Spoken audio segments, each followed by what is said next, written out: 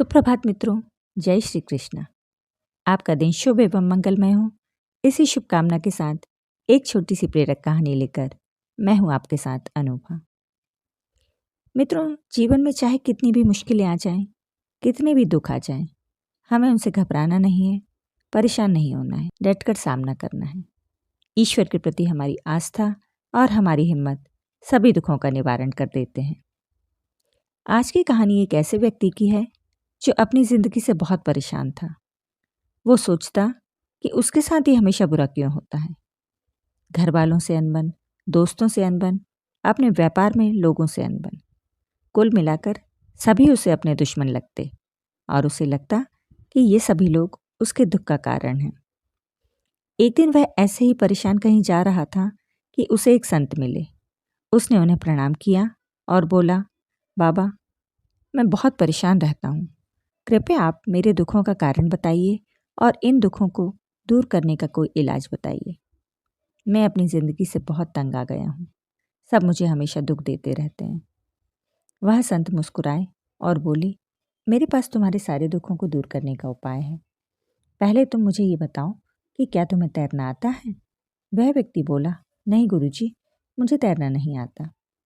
तब संत बोले, ठीक है, तुम थोड़ी देर के लिए मेरे साथ चलो। वह व्यक्ति उनके साथ चल दिया। संत उन्हें एक नदी के पास ले गए और वहां पहुंचकर उस व्यक्ति को नदी में धक्का दे दिया। नदी का पानी बहुत ठंडा था और नदी की गहराई भी काफ़ी ज़्यादा थी और उस व्यक्ति को तैरना भी नहीं आता था। इस तरह कोई भी साधारण व्यक्ति नदी में डूब सकता था। वह व्यक्ति भी डूबने लगा और ज़ोर ज़ोर से चिल्लाने लगा, बचाओ बचाओ। लेकिन आसपास संत के अलावा कोई भी नहीं था। वह व्यक्ति जोर जोर से अपने हाथ पैर मारने लगा, लेकिन कोई फायदा नहीं हुआ क्योंकि उसे तैरना नहीं आता था। जब संत ने देखा कि उसके प्रयास करने के बावजूद भी वह बाहर नहीं आ पा रहा है और डूब रहा है, तो उन्होंने फटाफट नदी में छलांग लगा दी और उस व्यक्ति को बाहर निकाल लाए। बाहर आकर वह व्यक्ति संत से बोला कि गुरुजी, आपने मेरे दुखों को दूर करने का उपाय तो बताया नहीं, उल्टा मुझे नदी में धक्का और दे दिया। संत बोले, मैं तुम्हें सब कुछ बताता हूँ, पहले तुम मेरे कुछ प्रश्नों के उत्तर दो। तुम इस नदी में डूब रहे थे क्योंकि मैंने तुम्हें इस नदी में धक्का दे दिया था। वह व्यक्ति बोला, सही है गुरुजी, अगर आप मुझे धक्का नहीं देते तो मैं कैसे डूब रहा होता। संत बोले, तुम इस नदी में डूब रहे थे क्योंकि यह नदी बहुत गहरी है और इसका पानी भी बहुत ठंडा है। वह व्यक्ति बोला, सत्य है गुरुजी। संत ने फिर बोला, तुम इस नदी में डूब रहे थे क्योंकि तुम्हें बचाने वाला, तुम्हारी आवाज़ सुनने वाला आसपास मेरे अलावा कोई नहीं था। व्यक्ति ने इस बात में भी सहमति जताई।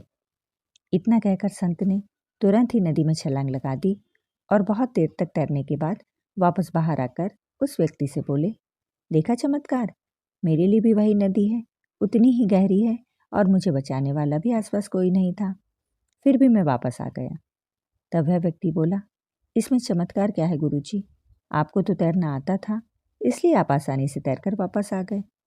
तब संत ने उत्तर दिया, मैं भी तुम्हें यही समझाना चाहता हूँ कि इस दुनिया में प्रत्येक मनुष्य की अपनी अपनी परिस्थितियाँ होती हैं, जो कि इस नदी की भांति होती हैं।